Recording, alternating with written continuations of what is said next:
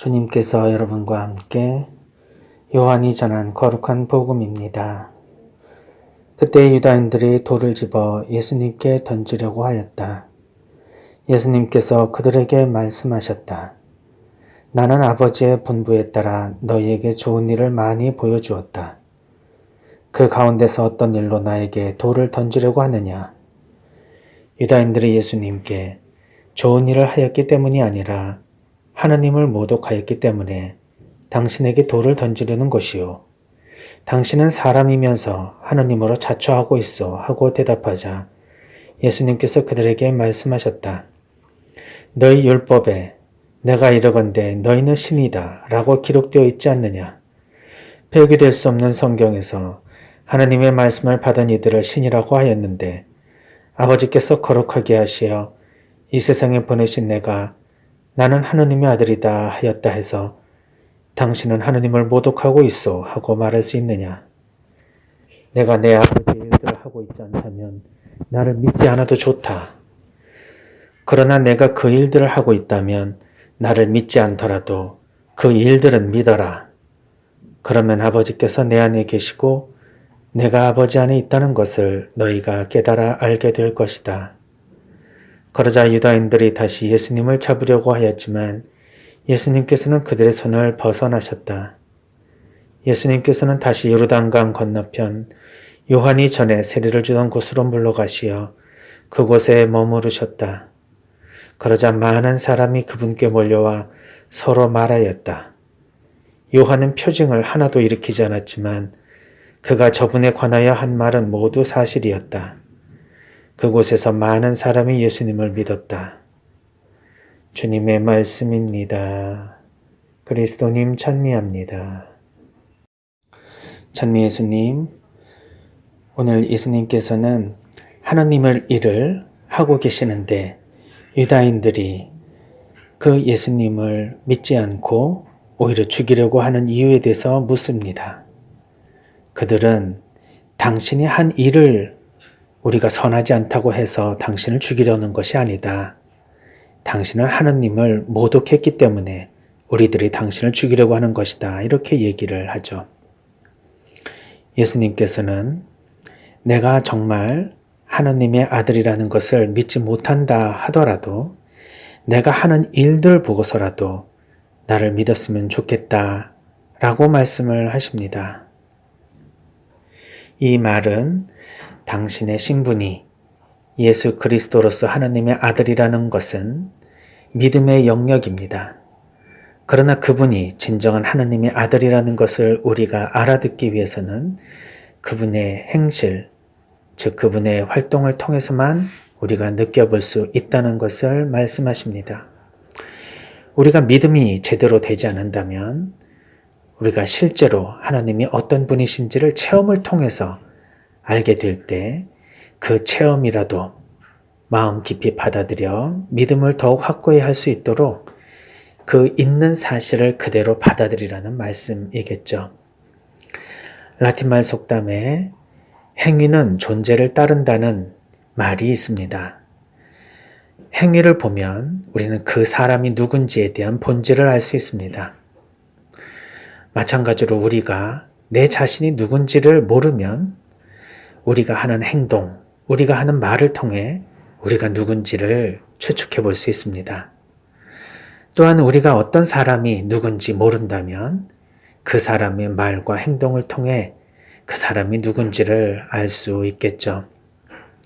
그 사람이 누군지 또 그 사람이 어떤 관심을 가지고 살아가는지를 알고 싶으면 그 사람이 어떤 책을 읽는지를 보면 알 수 있다라는 말도 아마 이러한 것을 의미하는 것이 아닌가 생각해 봅니다. 즉 우리는 나도 모르게 우리가 의식적으로 우리가 누구인지를 속이며 말하고 행동할 수 있습니다. 사회적인 자아로 나의 원래의 본질적인 자아를 거짓되게 숨길 수도 있습니다. 그러나 오래가지 못하죠. 그리고 아무리 숨기려 해도 드러나는 것이 우리의 본질입니다. 결국 우리의 말과 행동은 우리가 누구라는 사실을 알려줍니다. 예수님의 말과 행동은 당신이 하나님의 아들임을 그대로 증언해주고 있습니다. 그러나 사람들은 아무리 그 행동과 말이 선하다 하더라도 그분이 진정한 하나님의 아들이라는 사실을 믿으려 하지 않습니다. 왜냐하면 예수님은 하나님의 아들일 수가 없고 하나님의 아들이어서는 안 된다. 이런 신념이 그들 마음 안에 가득했기 때문이 아닐까 생각해 봅니다. 가난한 목수의 아들이며 베들레헴에서 예언자가 날 것인데 예수님은 갈릴레에서 활동하십니다. 그리고 누구보다도 로마에 대항할 수 있는 정치적인 권력을 가지고 있지 않는 분이 과연 우리가 그토록 기다리던 메시아일까? 그들은 자신들이 생각하는 메시아의 이미지와 맞지 않는 예수님을 받아들일 수 없었습니다. 아니 실제로 메시아가 이 세상에 오셨다 하더라도 그런 메시아를 기다리지 않았을 뿐 아니라 그런 메시아에게 내 자신을 맡길 수 없다. 우리 이스라엘을 맡길 수 없다라는 그런 절대절명의 자신에 대한 신분의식 그리고 자기에 대한 민족의식이 예수님이 진정 어떤 분인지를 알아듣지 못할 뿐 아니라 알아볼 수 있음에도 불구하고 그것을 거부하게 만드는 주된 요인이 되었을 것입니다. 진리는 있는 그대로 알아볼 수 있습니다.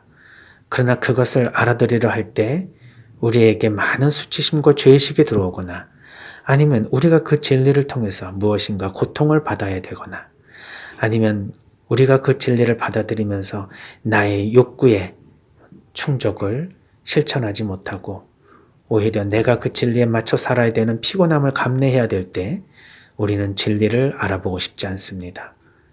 어떻게 보면 진리를 알아서는 안 됩니다. 그래서 우리는 우리의 입장에 맞게 진리를 왜곡해서 받아들이려는 속성이 있는 것이죠. 오늘 예수님께서는 정말 진리를 받아들일 수 없는 마음이라면 그냥 내가 하는 행동이나 말을 통해서만이라도 그것을 있는 그대로 받아들여라. 그러면 하늘에 계신 하나님의 아들이 어떤 분이신지 나중에야 깨달을 수 있다는 말씀을 주십니다. 우리가 믿음을 갖지 못하면 때로는 우리는 행동을 통해서 우리의 믿음을 강화시킬 수 있습니다. 어떤 사람을 진실로 믿지 못한다면 그 사람의 말과 행동의 모습을 통해 그 사람을 믿을 수 있을 것입니다. 우리가 우리 자신에 대한 모습뿐만 아니라 다른 사람들에 대한 모습을 우리가 진정한 그 내면을 알아보기 위해서는 때로는 나도 모르게 그리고 의식하지 모르는 사이에 우리에게 나타나는 말과 행동을 통해서 그 사람의 본 모습을 볼 수 있다는 예수님의 말씀을 묵상하면서 예수님에 대한 믿음을 우리가 갖지 못할 때 우리는 어떤 방식으로 그분께 대한 믿음을 가질 수 있는지 다시 한번 생각해 볼 수 있었으면 좋겠습니다. 진정한 믿음은 믿음에 대한 행실을 통해서 증명이 됩니다. 우리가 정말 하나님의 아들이라는 사실을 믿는다면 우리의 모든 말과 행동은 그분 뜻에 맞게 이루어지겠죠. 지금 이 순간 우리의 말과 행동이 복음에 많이 어긋난다면 우리는 진정으로 믿지 못한다는 사실을 반증한다는 것을 잊어서는 안 될 것입니다. 오늘 그리고 지금 여기서 나는 어떤 말과 행동을 하고 있습니까? 그것이 우리가 진정으로 하나님을 믿는 하나님의 자녀라는 사실을 증명하고 있는지 확인해 보고 오늘 다시 한번 예수님께 우리의 신앙을 고백했으면 좋겠습니다.